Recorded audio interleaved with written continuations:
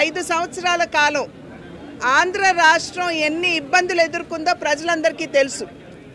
ఆ నేపథ్యంలో రాజమండ్రి నియోజకవర్గం పార్లమెంట్ నియోజకవర్గంతో సైతం ఇక్కడ ఉన్నటువంటి ప్రజలు ఖచ్చితంగా మార్పు ఆకాంక్షిస్తున్నారని చెప్పి నేను భావిస్తున్నాను.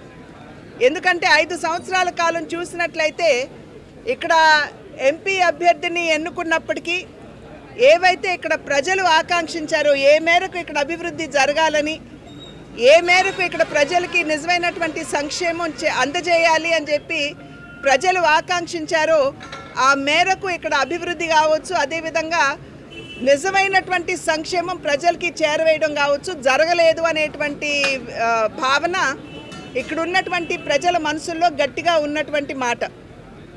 ఎందుకంటున్నామంటే ఇళ్ల నిర్మాణం చూసినట్లయితే జగనన్న కాలనీలు అన్నారు, తక్కువ ధరకి భూసేకరణ చేయటం, ఎక్కువ ధర అక్కడ గవర్నమెంట్కి చూపించి డబ్బు తీసుకోవడం, చదును చేస్తున్నాం అని చెప్పి 300-400 కోట్లు వరకు కావాల్సిన వాళ్ళకి ఇచ్చి దానిలో అవినీతి చేయడం, మడ అడవులు కావచ్చు, లేకపోతే చిత్తడి భూములు ఏవైతే ఉన్నాయో అక్కడ జగనన్న కాలనీ నిర్మాణం చేయడం అని చెప్పి చెప్పడం కావచ్చు.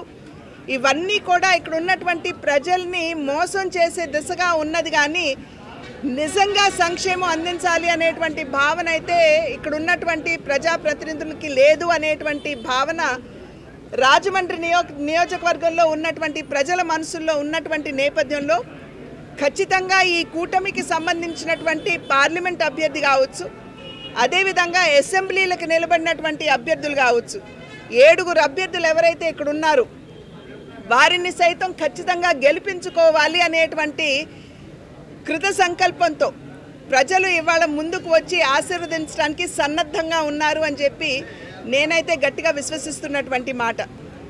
ఇంతకు ముందు ఉన్నటువంటి ప్రజాప్రతినిధులు అలివిగాని వాగ్దానాలు ఏవైతే చేశారో, అంటే కాకినాడ రాజమండ్రిని మేము ట్విన్ సిటీ చేసేస్తామని, లేకపోతే ఏదో పాశ్చాత్య దేశాల్లాగా మేము డెవలప్ చేసేస్తామని చెప్పినటువంటి వారు కనీసం ఇక్కడ పర్యాటక రంగాన్ని కూడా సరిగ్గా ఇక్కడ అభివృద్ధి చేయలేకపోయారు.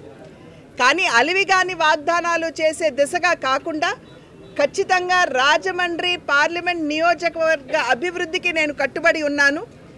ఇక్కడ ప్రజల ఇబ్బందులు ఏవైతే ఎదుర్కొంటున్నారో వాటి పరిష్కారానికి నేను కృతనిశ్చయంతో నేను పనిచేస్తాను. అందరికీ అందుబాటులో ఉంటూ వారి సమస్యల్ని పరిష్కరించే దిశగా నేను అడుగులు వేస్తాను అని చెప్పి మాత్రమే మీ ద్వారా నేను ప్రజలందరికీ కూడా తెలియజేసుకుంటున్నటువంటి విషయం. మరి ఆ అయోధ్య రాముని అనుగ్రహంతో మా తండ్రి గారు, మీ అన్నగారు అయినటువంటి నందమూరి తారక రామారావు గారి ఆశీర్వాదంతో నేను మీ ముందుకి రాజమండ్రి పార్లమెంట్ నియోజకవర్గ అభ్యర్థిగా మీ ముందు నిలబడినటువంటి సందర్భంలో ఖచ్చితంగా ఆ అన్న బిడ్డగా ఇక్కడున్నటువంటి ప్రజలు నన్ను ఆదరిస్తారు, ఆశీర్వదిస్తారు అనేటువంటి నమ్మకం మాత్రమే కాకుండా ఇది నా అదృష్టంగా నేను భావిస్తున్నానని చెప్పి మీ మాధ్యమంగా ఇక్కడ ప్రజలందరికీ కూడా నేను తెలియజేసుకుంటున్నాను.